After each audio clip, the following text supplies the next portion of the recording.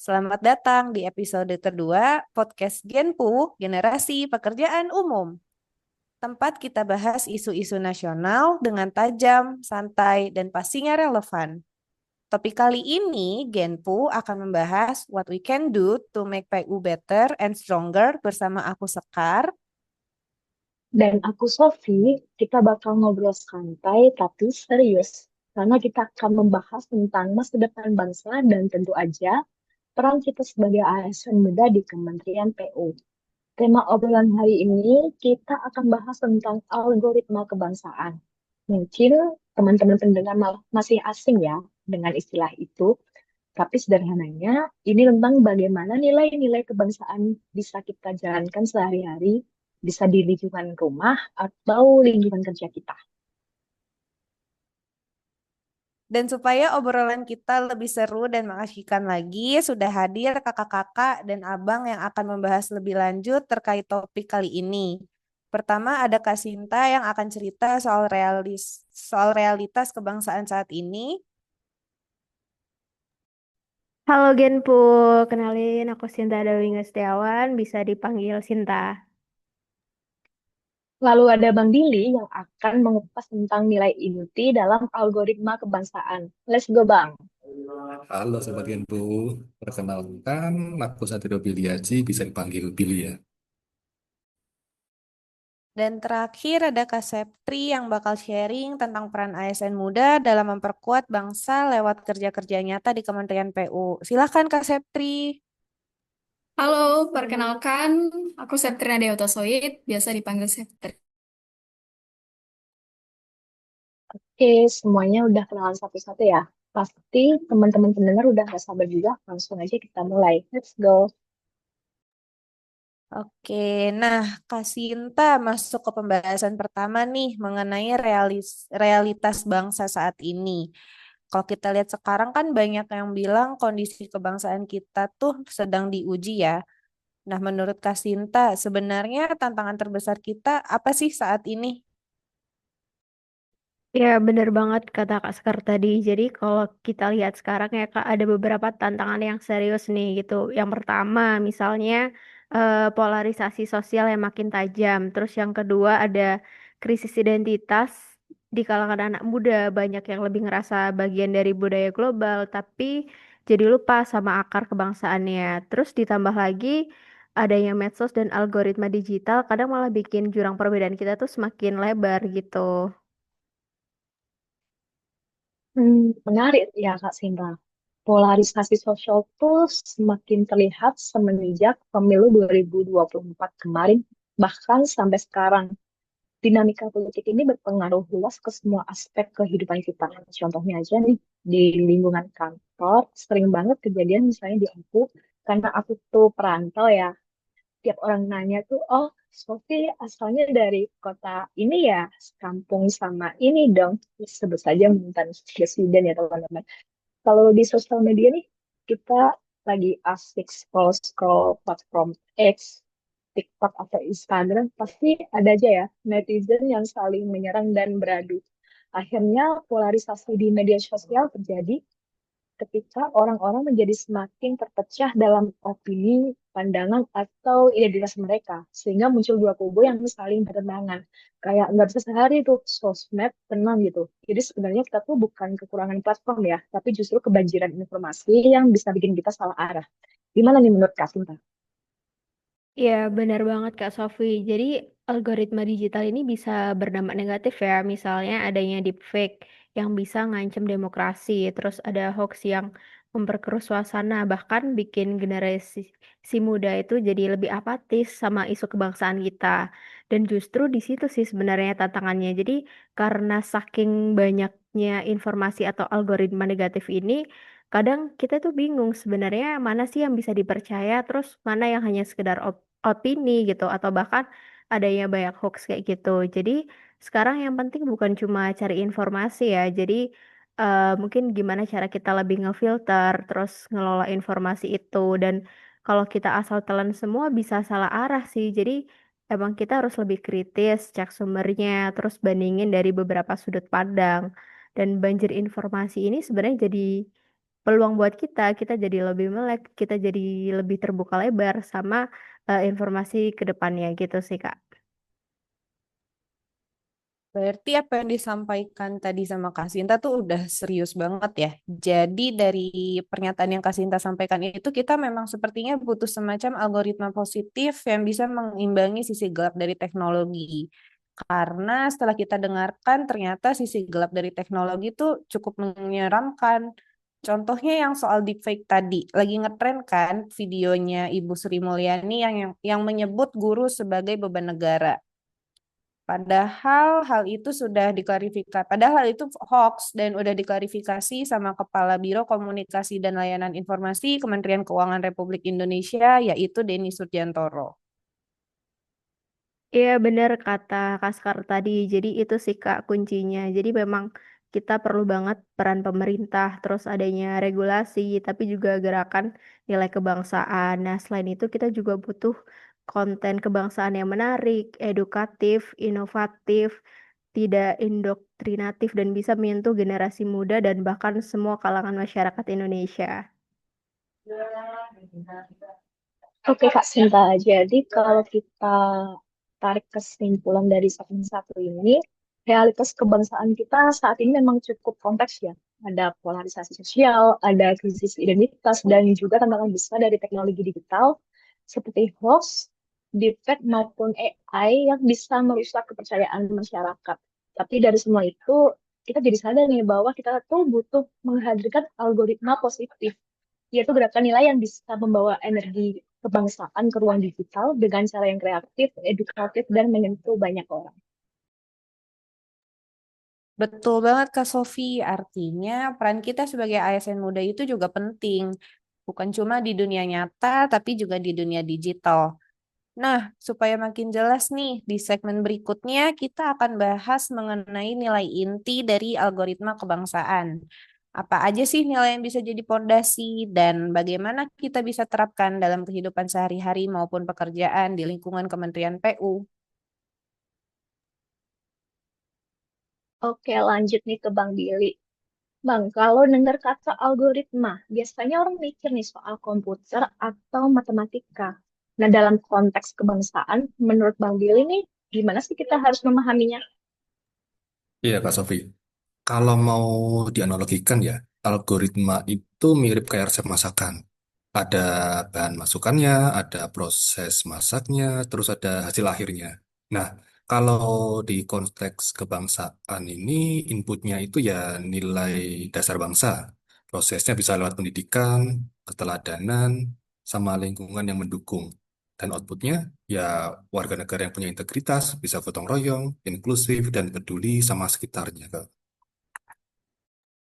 Oke, berarti kalau dari penjelasannya Bang Billy tadi, kita itu emang udah butuh coding ulang nilai kebangsaan ya, supaya bisa lebih relevan dengan generasi sekarang. Karena kayaknya kalau dilihat-lihat itu, kita udah butuh penyesuaian sedikit nih untuk nilai kebangsaan yang kita miliki dengan kondisi saat ini. Betul, Kak Sekar. Kalau mau dibayangin tuh kita punya semacam core engine ya. Mesinnya itu Pancasila, terus ada Undang-Undang Dasar 1945 sama Bhinneka Tunggal Ika yang jadi protokol dasarnya. Dari situ lahirlah nilai-nilai inti yang harus kita pegang, yaitu keadilan, gotong royong, inklusivitas, integritas, dan kepeloporan. Wah, semakin berat ya teman-teman diskusi kita kali ini. 5 nilai itu tadi ya Bang, kalau diterapin ke kehidupan sehari-hari dan dipraktekkan ke dalam pekerjaan, pasti dampaknya akan besar sekali ya. Betul, Kak Sofi. Misalnya gini, keadilan itu bisa kelihatan dari kebijakan pembangunan yang merata. Terus, kalau gotong royong itu diwujudkan lewat kolaborasi lintas sektor. Inklusivitas ya dengan kasih pelayanan buat semua orang, termasuk teman-teman disabilitas ya. Integritas artinya kerja dengan jujur dan bersih. Nah, kepeloporan itu ditunjukin dengan berani bawa ide atau inovasi baru.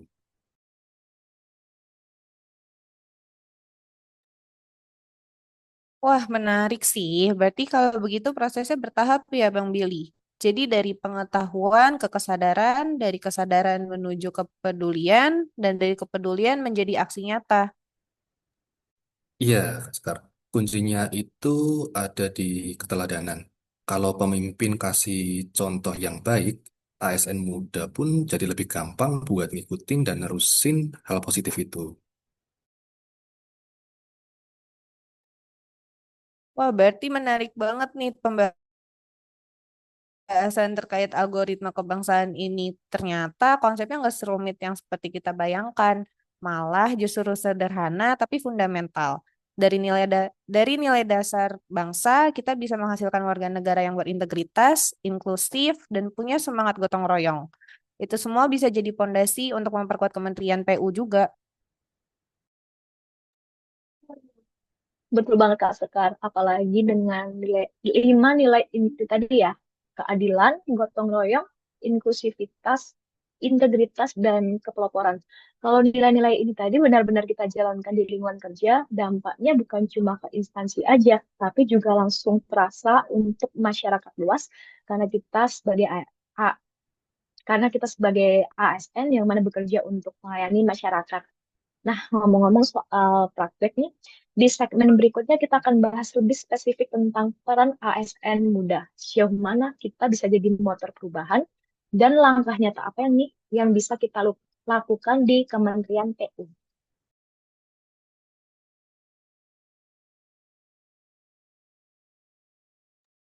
Nah, ngomong-ngomong nih, Kak Sepri, kita sering dengar jargon kalau ASN muda adalah agen perubahan. Tapi dalam praktiknya, sebenarnya apa sih peran ASN muda dalam memperkuat bangsa, khususnya di Kementerian PU? Oke, terima kasih Kak Sekar. Jadi, ASN muda itu kan biasanya punya energi lebih, kreatif, dan juga dekat sama teknologi. Nah, itu modal besar banget sebenarnya. ASN muda itu bisa jadi motor buat jalani nilai-nilai kebangsaan, tapi dengan cara yang lebih kekinian. Contohnya aja, bikin kampanye digital anti korupsi, nyediain pelayanan publik yang lebih ramah dan inklusif, atau sesimpel kita nyebarin konten positif tentang Indonesia di medsos. Jadi nggak cuma kerja di balik meja, tapi juga bisa ngasih dampak lewat hal-hal yang dekat sama anak muda sekarang.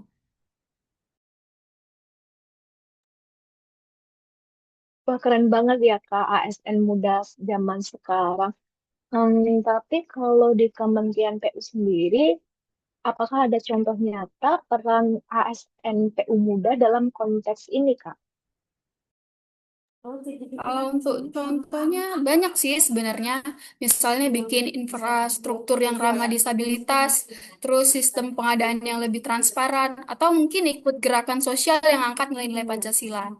Dan yang lebih menarik lagi, ASN Muda itu sebenarnya bisa jadi semacam jembatan antara generasi senior sama masyarakat digital sekarang. Jadi kita bisa ngerti dua-duanya dan bikin semuanya lebih nyambung. Berarti kalau gitu memang bukan cuma kerja teknis, tapi juga narasi besar yang kita bawa ya, Kak. Maksudnya tuh kita tidak harus selalu digambarkan dengan pekerjaan teknis gitu. Ya, benar banget Kak Sekar. Soalnya setiap jalan, jembatan, atau bendungan itu kan bukan cuma proyek fisik aja, tapi juga jadi simbol persatuan, akses buat semua orang, dan tanda kalau pembangunan kita itu harus merata. Oke, Abang Kakak, kita hampir di ujung podcast ya. Berarti kalau kita simpulkan nih, untuk membuat Kementerian PU lebih baik dan kuat, kita butuh kombinasi nih, kesadaran kebangsaan, nilai inti, dan peran ASN muda. Tapi kalau bicara aksi nyata, apa langkah paling sederhana yang bisa kita lakukan sekarang, Kak? Iya Kak Sofi, bener banget. Jadi kalau menurut aku sih langkah simpelnya tuh dimulai dari diri sendiri ya, sama dari hal-hal kecil. Jadi misalnya kita kerja nggak asal-asalan, terus mau diajak buat kolaborasi, sama nggak cuek kalau ada masalah di sekitar, dan mungkin lebih berempati ya sama sesama gitu. Dari hal sederhana itu aja, gitu bisa pelan-pelan bisa bikin perubahan yang lebih besar gitu sih. Oh iya, terus jangan lupa juga itu kita bisa perkuat narasi positif di ruang digital. Misalnya lewat TikTok, Instagram, atau YouTube buat nyebarin pesan-pesan tentang keindonesiaan. Dan pastinya kerja nyata di Kementerian PU itu harus nunjukin keadilan, inklusivitas, sama semangat gotong royong. Jadi infrastruktur yang kita bangun benar-benar bisa kasih manfaat buat semua orang. Mantep banget Abang Kakak. Jadi intinya kita jangan hanya bertanya apa yang negara beri pada kita, tapi juga nilai apa yang kita sumbangkan untuk negara. Wah, apa yang disampaikan sama kakak-kakak dan abang dalam banget sih. Berarti dari obrolan ini kita jadi sadar kalau peran ASN muda itu nggak bisa diremehkan. Kita itu bisa jadi motor perubahan bukan hanya lewat kerja teknis, tapi juga bisa lewat nilai kebangsaan yang kita bawa ke dalam setiap aktivitas, seperti bekerja secara bersih serta transparan, dan menghindari praktik KKN dalam setiap proses pengadaan maupun pelaksanaan proyek. Betul banget Kak Sekar. Jadi ASN muda itu artinya kita siap jadi pelopor, menjembatani generasi dan menyuarakan semangat positif di ruang digital maupun di lapangan kerja nyata. Oke guys, jadi itu aja obrolan kita soal what we can do to make PU better and stronger hari ini. Nah, dari obrolan kita tadi, kita udah belajar banyak hal sih, mulai dari realitas kebangsaan yang sedang diuji dengan polarisasi dan krisis identitas. Kemudian kita juga bahas nilai inti dari algoritma kebangsaan, sampai peran penting ASN muda dalam membawa perubahan nyata. Ya, intinya kita semua bisa sepakat kalau untuk membuat Kementerian PU lebih baik dan lebih kuat itu kuncinya ada pada diri kita sendiri. Mulai dari hal sederhana seperti menjaga integritas, membangun semangat gotong royong, memberikan pelayanan yang inklusif, dan berani jadi pelopor lewat inovasi-inovasi baru. Bener banget apa yang udah dibilang Abang Kakak tadi. Dan jangan lupa ya untuk teman-teman pendengar di era digital seperti sekarang, kita juga punya tanggung jawab menghadirkan algoritma positif. Bukan sekedar menghindari hoax dan polarisasi, tapi juga aktif menyebarkan konten kebangsaan yang edukatif, kreatif, dan membangkitkan semangat persatuan. Semoga dari obrolan kali ini kita semua bisa semakin termotivasi untuk berkarya, menjaga nilai kebangsaan, dan tentu saja membuat Kementerian PU semakin lebih baik dan kuat. Akhirnya kita sampai di ujung podcast ini. Terima kasih banyak untuk Kak Sinta, Kak Septi, dan Bang Billy yang sudah hadir dan berbagi insight bersama. Dan terima kasih juga untuk teman-teman yang sudah mendengarkan podcast ini sampai selesai. Nah, tapi sebelum kita mengakhiri podcast ini, kita tutup dengan pantun kali ya. Mainkan Kak Sekar. Siap, Kak Sofi. Sebelumnya dibantu bilang cakepnya ya, guys. Oke, Makan Kak. sate sambil minum es degan. Cakep. Cakep. Kenyang perut, Cakep. hati pun riang. Cakep. Cakep. Cakep. ASN muda jangan cuma rebahan. Ayo berkarya biar PU makin gemilang. Mantap. Nah, aku ikutan juga ya, Kak, untuk menutup podcast ini. Jangan lupa ya, bilang cakepnya. Jalan-jalan ke kota Malang. Cakep. Cakep. Cakep. Jangan lupa beli apel segar. Cakep. Cakep. Cakep. Terima kasih sudah ikut mendengarkan. Sampai jumpa di podcast berikutnya yang tak kalah segar. Dadah. Dadah.